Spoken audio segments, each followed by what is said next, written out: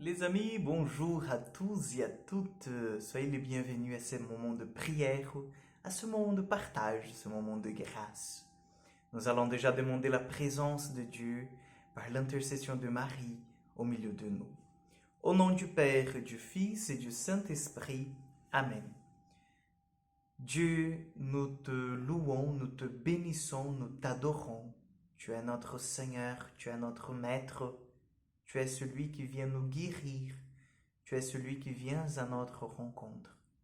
En ce moment, nous voulons te demander de venir, Seigneur, prendre nos blessures, prendre, Seigneur, tout ce que nous avons dans nos cœurs, parce que nous avons besoin de toi et de ton amour. Amen. Je vous salue Marie, pleine de grâce, le Seigneur est avec vous.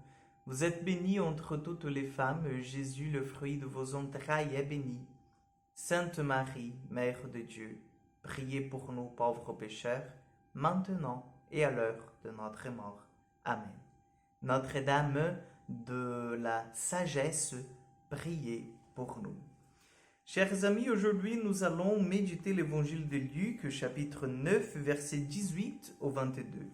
Mais bien sûr, nous allons aussi demander l'intercession de Saint Pio de Pietrelcina, ce saint capucin italien que je pense que vous connaissez très bien.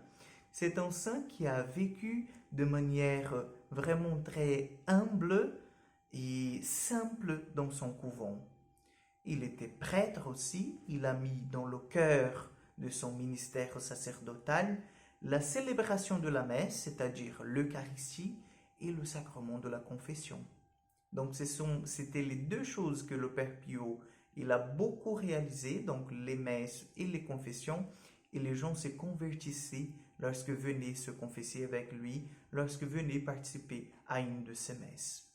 Donc nous allons demander son intercession aujourd'hui pour que nous puissions nous aussi nous convertir, pour que nous puissions découvrir ou redécouvrir les grâces du sacrement de l'Eucharistie et de la pénitence, de la réconciliation.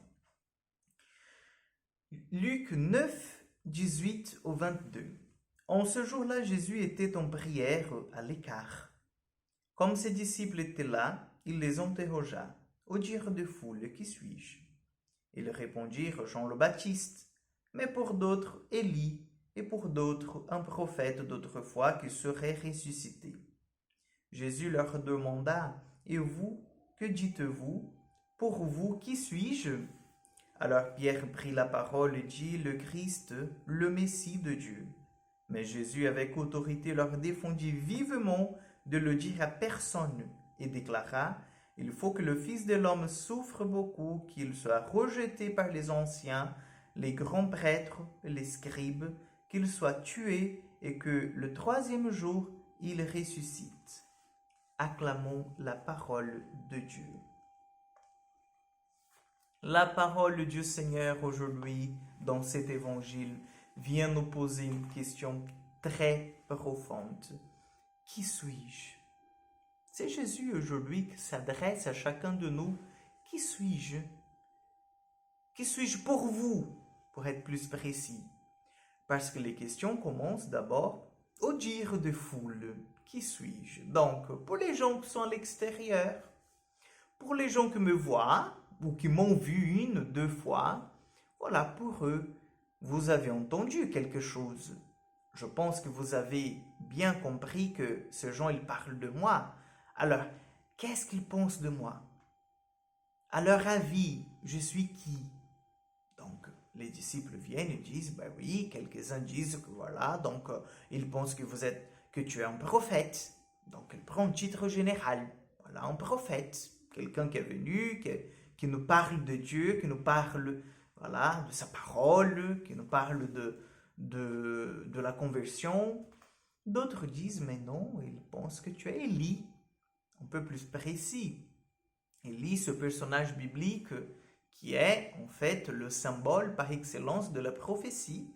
Élie qui vient apporter au peuple d'Israël la parole de Dieu dans sa puissance, puisque nous voyons que Élie vient combattre les prophètes de Baal, Élie il prophétise pour les rois, Et voilà, donc Élie, il est vraiment un peu le prince des prophètes.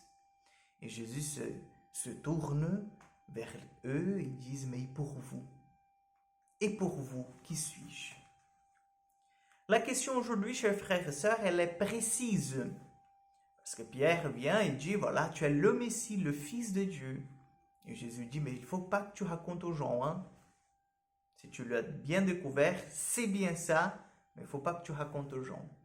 Mais nous ne pouvons pas tout simplement répéter la réponse de Pierre en disant, ah oui, mais Jésus, il est Dieu, il est mon Seigneur, il est mon tout, il est ma vie.